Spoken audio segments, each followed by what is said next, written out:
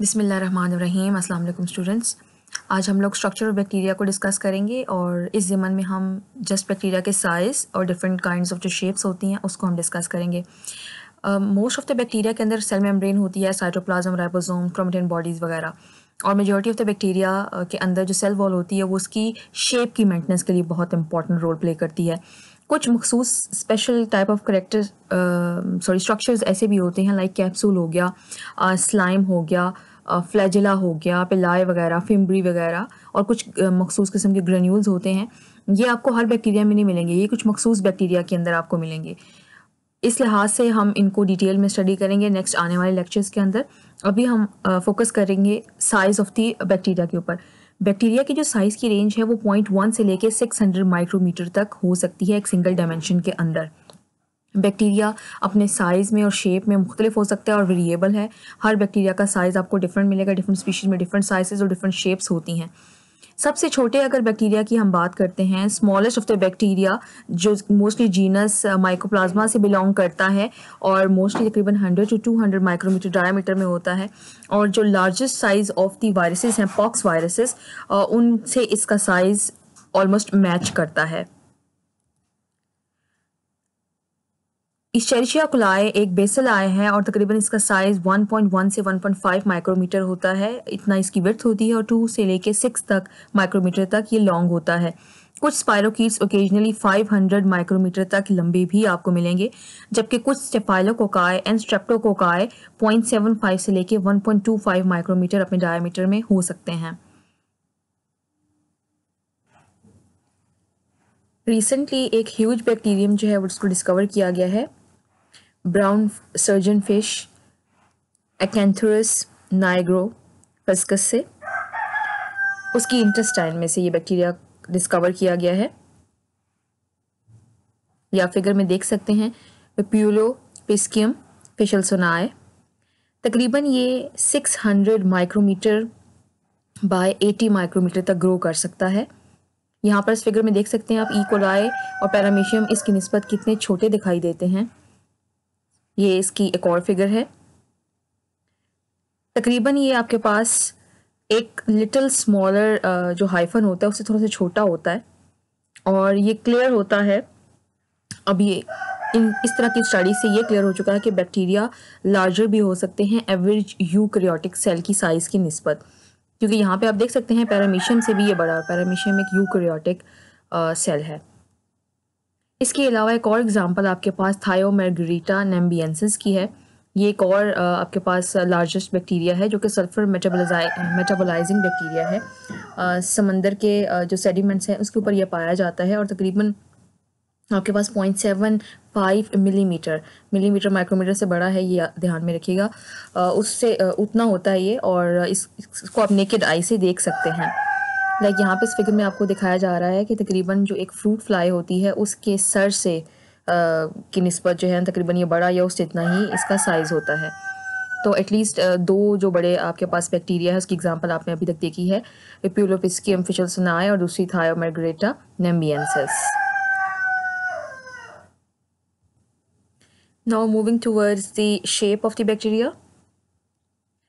Bacteria आपको बहुत मुख्तलिफ किस्म के शेप्स में दस्तयाब होते हैं, और लेकिन हम जनरल शेप की जब बात करते हैं तो हम बैक्टीरिया को 3 कैटेगरीज़ के अंदर डिवाइड करते हैं। और ये जो शेप्स हैं आपके पास, जो 3 कैटेगरीज़ में जिनको हम डिवाइड करते हैं, इनको हम नाम देते हैं cocci, bacilli and spirals. Although most of the bacteria की जो स्पीशीज़ हैं वो फेयरली कांस्टेंट अपने शेप बरकरार रखती हैं, लेकिन कुछ स्पीशीज़ ऐसी होती हैं जो कि प्लियोमॉर्फिक होती हैं, यानी कि वो डिफरेंट शेप्स इख्तियार कर सकती हैं और डिफरेंट वैरायटी ऑफ शेप्स में आपको वो मिल सकती हैं।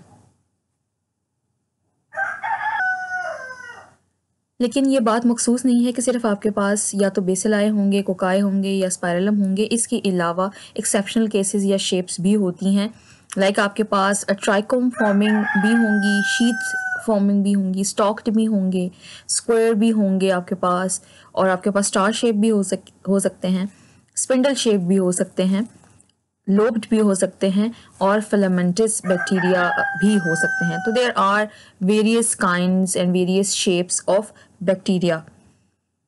अब हम देखते हैं कोकाई। कोकाई बैक्टीरिया जो होते हैं आपके पास, ये वो पर्टिकुलर शेप है जिसमें ये स्फेरिकल होते हैं या ओवल हो सकते हैं और एक से ज़्यादा अरेंजमेंट पर भी मुश्तमिल हो सकते हैं, जो कि डिपेंड करता है कि किस प्लेन में, किस डायरेक्शन में उनकी डिवीज़न होती है। अगर तो ये बैक्टीरिया एक ही प्लेन में, एक ही डायरेक्शन में डिवाइड करते जा रहे हैं तो इनके दो शेप्स हो सकती हैं, या ये डिप्लोकोकस हो सकते हैं या ये स्ट्रेप्टोकोकस हो सकते हैं। अगर एक दफ़ा डिवीजन होगी, यानी वो दो में डिवाइड हो जाएगा एक सेल, तो आपके पास ये डिप्लोकोकस अरेंजमेंट हो जाएगी। और अगर एक से ज़्यादा दफ़ा डिवाइड एंड रीडिवाइड होता चला जाता है उसी प्लेन के अंदर, तो आपके पास ये स्ट्रेप्टोकोकस अरेंजमेंट हो जाएगी, यानी कि वो एक स्ट्रिप शेप बना देगा। जैसे कि इस फिगर में आप देख सकते हैं, ये आपको डिप्लोकोकाई दिखाई दिए जा रहे हैं। जब ये पेयर्स की फॉर्म में अरेंज होते हैं तो ये डिप्लोकोकाई होते हैं। और क्यों होते हैं? क्योंकि एक ही प्लेन में इसकी डिवीजन हो जाती है। इसी तरीके से जब डिवीजन कंटिन्यू रहती है तो ये चेन्स और स्ट्रिप्स बना देता है। इस अरेंजमेंट को आप स्ट्रेप्टोकोकाई अरेंजमेंट बोलते हैं। लेकिन जब यही डिवीजन आपके पास दो प्लेन में होती है, यानी दो डायरेक्शन में, पहले एक डायरेक्शन में वो डिवाइड होगा फिर दूसरी डायरेक्शन में, तो ये टेट्रिड बना देगा। टेट्रिड आपके पास एक स्क्वायर है जिसमें 4 कोकाई मौजूद होते हैं। एक और अरेंजमेंट ऐसे भी हो सकती है जब ये 3 प्लेन्स में डिवाइड होता है, जैसे आपका क्यूब होता है, उसको हम बोलते हैं सार्सिना अरेंजमेंट। सार्सिना अरेंजमेंट बेसिकली 8 कोकाई का एक क्यूब होता है।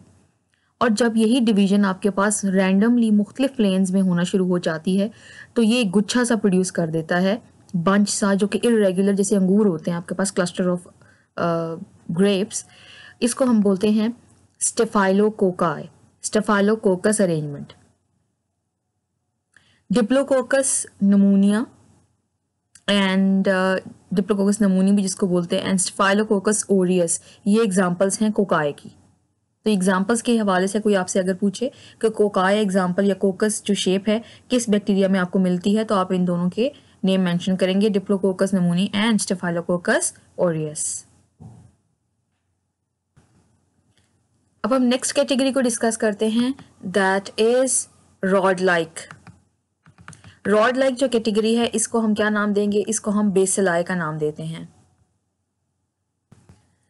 जहां हम ये जानते हैं कि कोकाई किसी भी प्लेन में डिवाइड हो सकते हैं, लेकिन यहाँ पर एक बात को मेंशन करना ज़रूरी है कि बेसिलाई ऐसा नहीं करते, वो सिर्फ एक ही प्लेन में रिप्रोड्यूस करते हैं।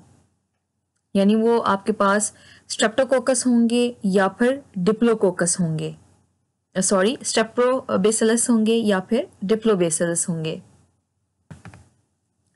जैसे कि आप यहाँ देख सकते हैं, ये आपके पास डिप्लोबेसिलस अरेंजमेंट है।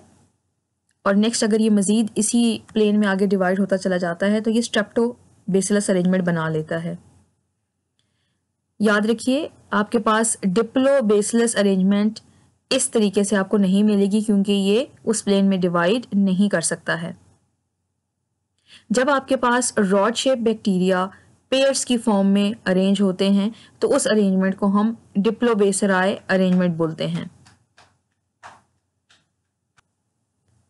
बेसिलाई की एग्जांपल्स में Escherichia coli, bacillus subtilis and Pseudomonas शामिल हैं। यानी अगर आपसे कोई एग्जाम में पूछता है कि बेसिलाई की एग्जांपल बताएं तो आप E coli, bacillus subtilis and pseudomonas का नाम ले सकते हैं। Now we will discuss the spiral shape bacteria. Spiral shape bacteria या स्पाइरली कॉइल्ड बैक्टीरिया आपके पास 3 इकसाम में आपको मिल सकते हैं। These can be Vibrio, or these can be Spirillum, or these can be Spirochete. Vibrio mostly curved होते हैं, जिनको कॉमा शेप रॉड्स भी बोल सकते हैं आप। स्पाइरलम का जहाँ तक जिक्र है तो ये आपके पास थोड़ा सा थिक होता है, रिजिड होता है स्पाइरल शेप में। स्पायरोकीट कंपैरेटिवली थिन होता है और फ्लेक्सिबल स्पाइरल होता है। इसको आप इस फिगर में भी देख सकते हैं, comma shape Vibrio and Spirillum is thicker one while spirochete is a thinner one. इस फिगर में भी आपको स्पाइरलम दिखाई दे रहे हैं। एग्जाम्पल्स के तौर पर यानी अगर आपसे कोई पूछें स्पायरल शेप की एग्जांपल्स को मेंशन कीजिए, तो यू कैन नेम विब्रियो और Hyphomicrobium. Here in this figure हम कंक्लूड करते हैं जितनी भी शेप्स हैं हमारे पास cocci, rod and spiral in terms of their examples. Cocci में आप स्टेफाइलोकोकस ओरियस देख सकते हैं। इसके अलावा स्ट्रेप्टोकोकाई में आप स्ट्रेप्टोकोकस पायरोजेंस एंड डिप्लोकोकाई में आपके पास निजीरिया गोनोरिया।